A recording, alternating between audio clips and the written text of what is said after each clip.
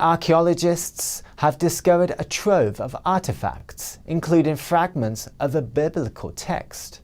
It's the biggest discovery of its kind in the area in over 60 years. 80 meters straight down, no trail, no second way out. Just a vertical cliff in the Judean desert, and a cave that already has a name people don't forget. They call it the Cave of Horror. And in 2021, a team of archaeologists, Antiquities Authority, went back in risking their lives for something most of the world assumes has already been found. Not gold, not weapons, words. Fragile ink on ancient skin broken into pieces so small they can vanish in a breath. 70 years after the Dead Sea Scrolls shocked the world, new fragments surfaced. And the real story didn't end inside the cave. It began when those fragments reached the lab where modern imaging and machine analysis started stitching meaning back together. The Dead Sea Scrolls aren't one discovery. They're a chain of discoveries spanning caves, decades, and thousands of fragments. Since the late 1940s, explorers and scholars have recovered tens of thousands of pieces. Some estimates place it around 87,000 fragments, representing roughly 900+ individual manuscripts. Most are incomplete. Many are smaller than a fingernail. But their significance is enormous. These manuscripts preserve some of the oldest known copies of biblical texts, alongside other Jewish writings and community documents, dating roughly from the last centuries BCE into the 1st century CE. They don't just show what ancient people believed. They show that sacred texts were copied, transmitted, and sometimes varied not as abstract ideas, but as physical objects handled by real people under real pressure. And in a desert where looters move faster than academics, pressure still exists. That's part of why archaeologists returned to the cliffs in 2021, to survey and recover materials before they disappear into private hands. But this mission had a specific Target 1 cave with a specific history. There's no casual way into the Cave of Horror, no gentle slope, no forgiving ledge.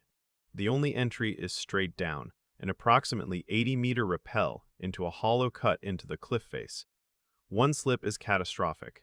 One equipment failure ends the expedition. Or enablement coordinated the descent for the Antiquities Authority team. They didn't come for dramatic set pieces.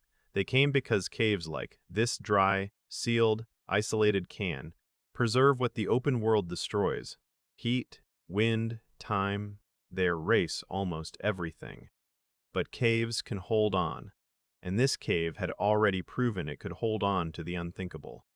The name isn't marketing. It's a memory. In mid-20th century explorations during earlier waves of research in the Judean desert, archaeologists and local Bedouin guides entered this cave and found evidence of desperation frozen in place. During the Bar Kokhba revolt, around the 135 CE, Jewish refugees fled Roman forces and hid in these cliffs, families included. Historical accounts and archaeological findings indicate people were trapped here, cut off from escape, cut off from supplies. Inside, excavators found human remains in echo of people who did not make it out. That history matters because it changes how you see everything found later. A cave like this isn't just a container. It's a last resort. So when new scroll fragments appear here, the question isn't only what do they say, it's also who carried them here and why risk bringing them into a cave like this. The 2021 expedition recovered multiple finds, each one a different layer of time. First, the discovery that pulled the headlines: around 80 fragments of a biblical scroll. They're roughly 2,000 years old and extremely fragile, preserved mainly because the cave is so dry. They weren't found as a neat roll. They were found as scattered remnants pieces that survived because they were hidden, shielded, and forgotten. But the cave also held something far older and far more personal. Near the entrance, archaeologists uncovered the mummified remains of a child, placed carefully. Analysis dated the burial to roughly 6,000 years ago, long before the Roman period, long before scrolls, long before the world that would produce biblical manuscripts. And deeper in the cave, a woven basket, astonishingly intact, dated to approximately 10,500 years ago, from the Neolithic period. A container built for storage, planning, and survival, crafted centuries before pottery became common, before agriculture transformed the region. One cave, 3 timelines, a refuge, a burial place, and a vault. and then those small scraps of text that refuse to fully disappear. When researchers began analyzing the scroll fragments, they identified them as part of what scholars call the Scroll of the 12, the collection of writings often referred to as the Minor Prophets. Several lines could be reconstructed, including passages associated with Nahum and Zechariah. And these weren't isolated pieces. They appear to belong to the same manuscript as fragments recovered decades earlier from the nearby Nahal Hever cave system, the Greek Minor Prophets scroll. New puzzle pieces, connecting to an existing puzzle. One detail stood out immediately. These fragments are written in Greek. That's not unheard of. Greek was widely used across the region in antiquity, but it's still notable in a corpus where Hebrew and Aramaic dominate. And there's something else, something a casual glance might miss. Within the Greek text, the divine name appears written not in Greek, but in Paleo-Hebrew script. An ancient scribal practice, a deliberate choice. Even when translating scripture into a new language, the copyist preserved the sacred name in its original form. It's a small detail, but it reveals something large, reverence crossing language boundaries, identity persisting through translation. These fragments don't rewrite the Bible overnight, but they add data points real, measurable ones, about how Scripture moved through languages and communities, and what was considered too sacred to change. And that brings us to the second half of this story. Not the cave, but the lab. A fragment this small doesn't reveal itself easily, so researchers use a toolkit designed for one goal: extract information without destroying the object. It starts with high-resolution photography capturing surface details invisible to the naked eye. Every fiber, every ink stroke, every crack. Then comes multispectral imaging, photographing fragments under different wavelengths of light: infrared, ultraviolet, wavelengths the eye can't see. Under the right frequency, ink that looked vanished reappears. Text that seemed lost becomes legible again. Material analysis characterizes the writing surface itself, the animal skin, the preparation methods, the ink composition. Each manuscript carries a physical signature, and increasingly, digital tools accelerate what would otherwise take lifetimes, comparing letter forms across thousands of fragments, sorting pieces by handwriting style, suggesting potential joins based on shape, fiber patterns, and ink flow. This is where AI enters the conversation, but in a realistic way, not as a magic translator, as pattern recognition at scale.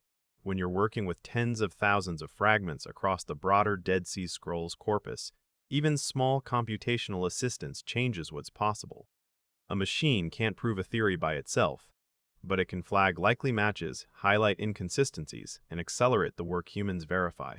When Abelman's team and collaborating scholars began applying these methods to the newly recovered pieces, a familiar lesson returned. Even a handful of fragments can shift the map, not because they deliver a secret message, but because they show how many hands, places, and moments are involved in preserving a text.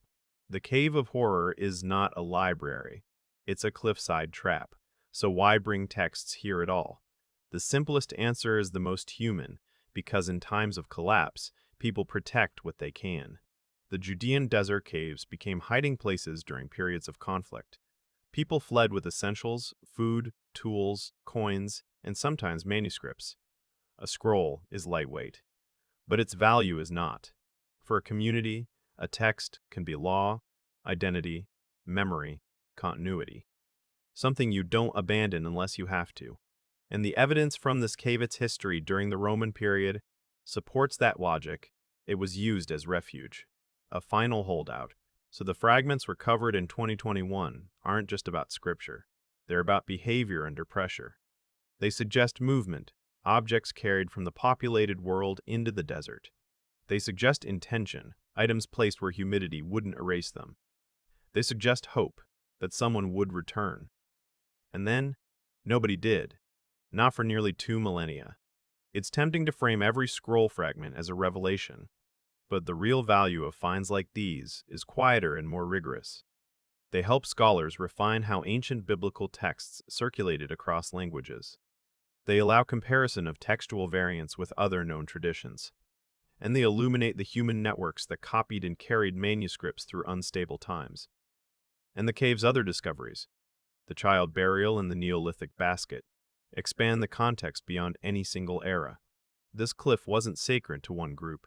It was useful, protective, and remembered across thousands of years. A place people returned to when the world outside became unsafe, or when they needed somewhere the world couldn't reach. In 2021, archaeologists didn't just recover artifacts. They recovered decisions. What someone chose to carry, what someone chose to hide, and what someone believed was worth preserving, even if they never lived to retrieve it. The Dead Sea Scrolls have never been one finished story. They are fragments literally and historically, a record of survival, transmission, loss, and recovery. And now the process is accelerating. New surveys, new imaging, new computational tools, paired with old-fashioned scholarship that still has to make the final call. The Cave of Horror gave up new pieces, not enough to close the case. Just enough to remind us that history isn't always buried deep. Sometimes it's hanging on a cliff face, sealed in darkness, waiting for someone willing to make the descent and patient enough to let a few surviving words speak again.